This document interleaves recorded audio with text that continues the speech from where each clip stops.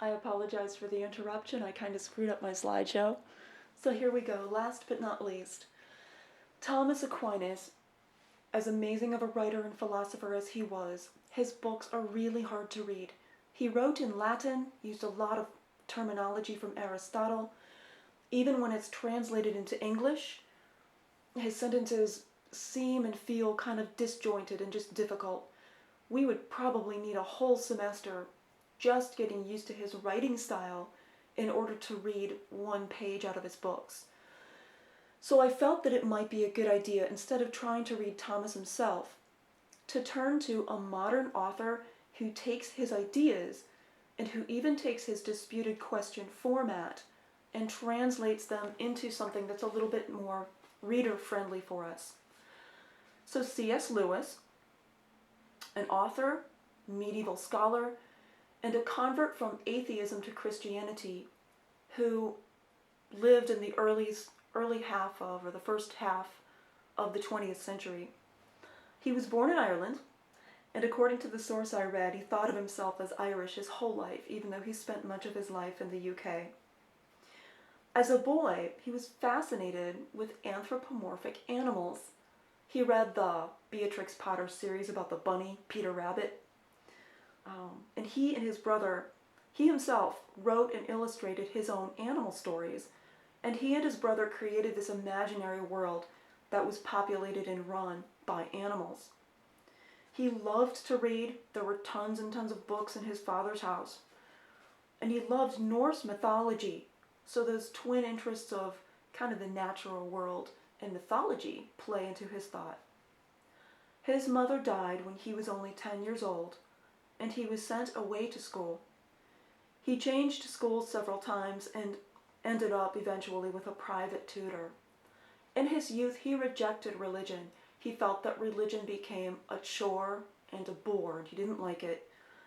And he later described his young self as being, paradoxically, angry with God for not existing.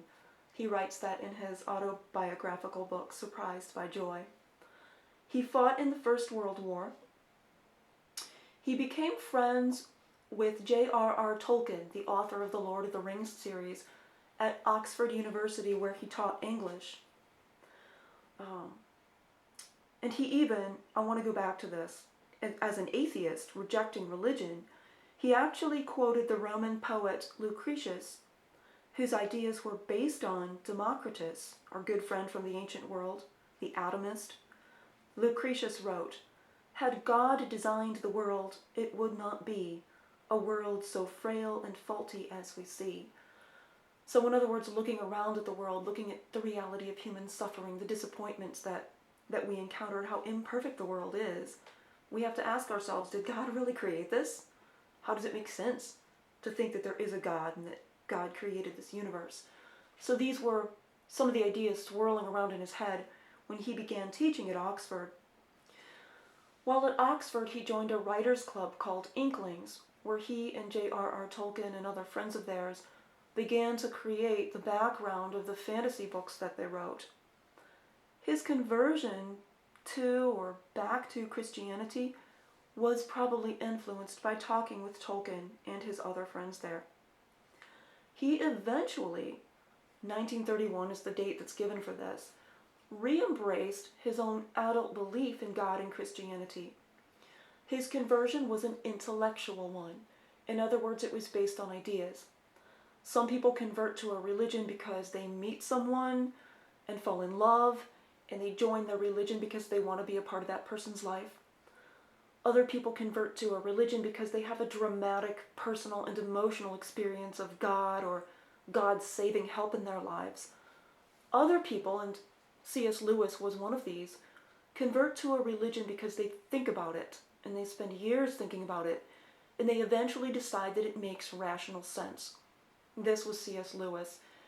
And in his little book, which started as a series of talks called The Case for Christianity, he lays out why the idea of God makes sense to him. And it's based on the idea of the natural law.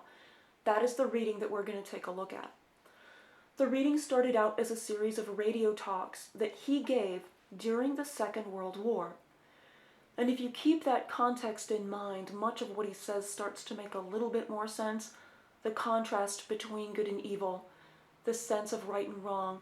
He does talk in one or two places about the Nazis and what they're doing. So just kind of hold that in mind as the background, as the context of this work, that he's giving this talk in the midst of the Second World War and from Great Britain, which was much more under threat from Germany than we were. I don't think we can even imagine what it was like to be in Great Britain during that war. Late in life, C.S. Lewis married Joy Gresham, an American writer and divorcee, who was a friend of his. She died soon after their marriage of cancer, so he certainly had his share of suffering and grief and loss in his life. They had had a civil marriage which enabled her to stay in Great Britain, but they later had a church marriage. So our seminar reading will be The Case for Christianity. It's very lively, very clear, at least I think it's clear, and it kind of takes the format of a disputed question, where C.S. Lewis is engaging in arguments with imaginary conversation partners. So he will entertain an opinion which is challenging to his own, and then he'll try to respond to it. So part of your task as you go through this reading is to distinguish between the arguments that C.S. Lewis is arguing against and his reply to those arguments. So not everything he says in the book is stuff he thinks. Some of it is stuff that opinions of other people that he's trying to respond to. So here's your journal question. As usual, it's a 5-point assignment. Try to include a main idea and at least 3 details, but choose a topic. What seems most interesting or memorable to you about the Middle Ages, or Thomas Aquinas, or C.S. Lewis? As usual, try to write as if you were writing the introduction to a paper on this topic.